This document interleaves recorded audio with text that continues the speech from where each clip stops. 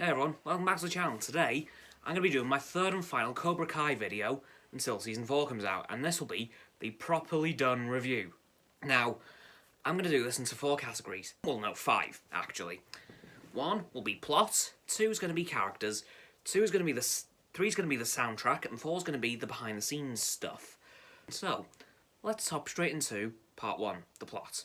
Now, as I mentioned in the last video, the plot of Cobra Kai is Johnny has to reopen Cobra Kai as bullying in the valleys of California is going through the roof as he's witnessed firsthand by Miguel getting beat up by Kyla.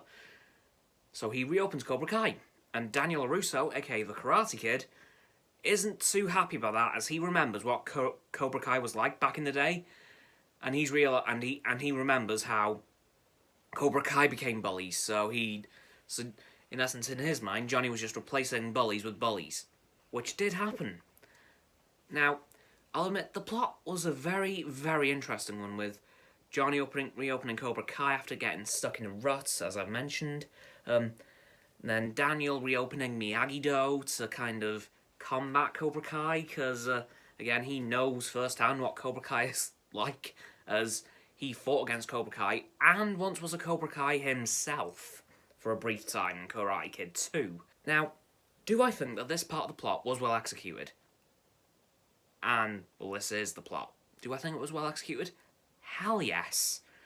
Just enough drama to keep you hooked, but it can get a little bit ridiculous, but not too ridiculous, because there are some very important social messages within this story, and they amp up the ridiculousness just enough for those not to get ignored or dismissed.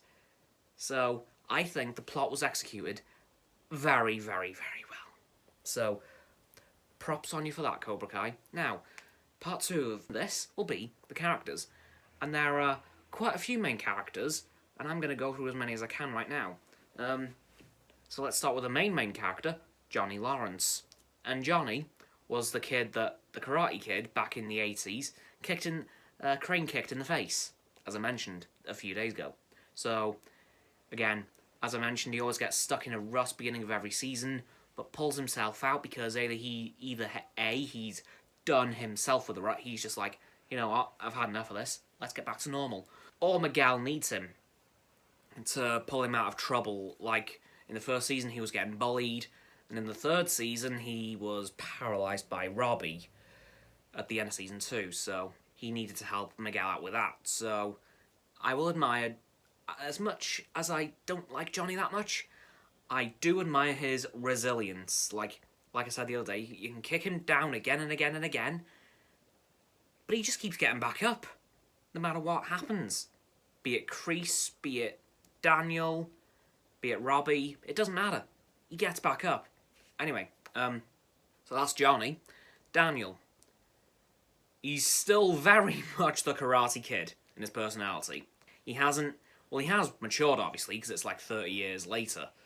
He owns a business now, he has a family, but he's still got the Karate Kids, he's still got the Miyagi spirit in him. And there are times, though, in the show where he does go a bit off the rails, like I mentioned a couple of days ago.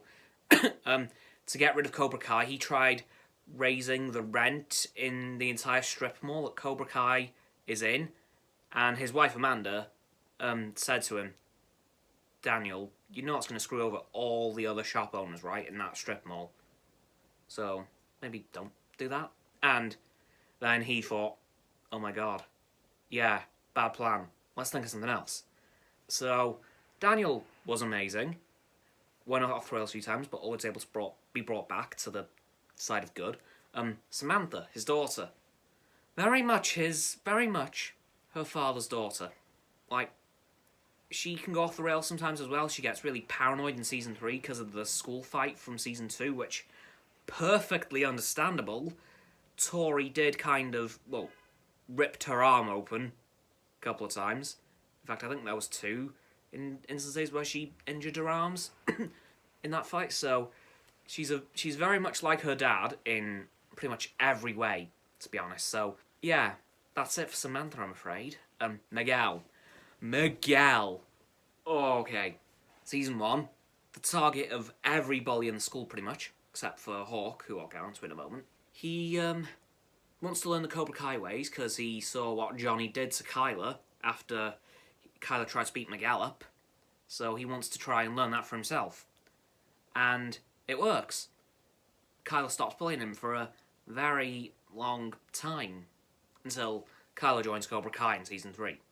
But Miguel started off as a very shy kid, and by the end of Season 1, he was full-on karate nuts, and even pulled off an illegal move in All Valley Karate Tournament, which didn't go down too well with Johnny. Ugh. Anyway, so Miguel was a very well-progressed character. I was impressed with how quick he progressed, but not as impressed as I was with Hawk. Now, Hawk has gone through a few transformations throughout the show. So Hawk started off as a little shy kid called Eli. He had a cleft lip operation, which meant he had a massive scar, which was the subject of a lot of bullying, unfortunately for him. And he was a very timid lad. Didn't speak all that much. And then joined Cobra Kai, and as Johnny said, time to flip the script, man. And he did. Got a blue mohawk at first, although it changed to red in Season 2. Then he got a massive hawk tattoo on his back, which made a pretty cool move for him, which was rolling his arms back and which made it look like the wings were flapping, and that was really cool. But then he starts to turn into a bit of a bully throughout Season 2 and 3, kind of becoming the very thing he swore to destroy. Little reference for you Star Wars fans. And then at the very, very end of Season 3, I'm talking in the last 10 minutes, when the Cobra Kai kids are beating up his old friend Dimitri, who's now in Miyagi-Do, he flips the script once again and switches sides mid-fight from Cobra Kai to Miyagi-Do / Eagle Fang. And then he's still got his karate coolness, but he's a good guy again, so nice one, Eli. And there's two more characters I'm going to mention here, which are Robbie and Kreese. Now, Kreese, straight up bad guy. As bad as you can get. There is no one worse than John Kreese. Although Terry Silver might prove me wrong in Season 4, but at the moment, Kreese is the ultimate bad guy. Now, Robbie, as I mentioned a couple of days ago, he's an interesting character, although I'm not quite sure where they're going with him. Like, he started off working at LaRusso's, and then he started training at Miyagi-Do, then he bolted in Season 3 because he paralysed Miguel, and now he's with Cobra Kai. So I'm not quite sure where his character's going as of Season 3, but I will, again, I noticed something when I watched it, that he seems to need the resentment of his dad, because his dad abandoned him when he was born, and he got close a couple of times to letting go of the resentment, but the next episode it was just as if that didn't happen. So it's as if there's a part of Robbie that needs to resent his dad, like it's become a part of him.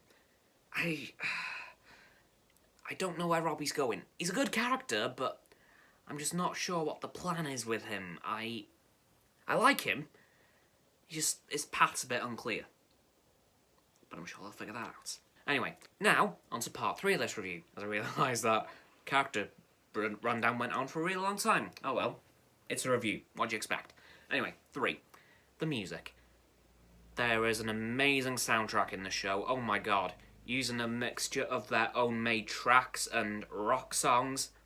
Couple of Queen tracks in there, which I fully approve. Like there was Who Wants to Live Forever and The Show Must Go On, I think. Yes, that was the only 2 Queen songs, but 2 good choices. And there is 2 own-made tracks that I want to point out. In Season 1, it was called The Quiver, and in Season 3, it was playing during the house fight called Call the Cobra, when Hawk switched sides, and it's basically become Hawk's theme. And whenever that music plays, you know something is so about to kick off.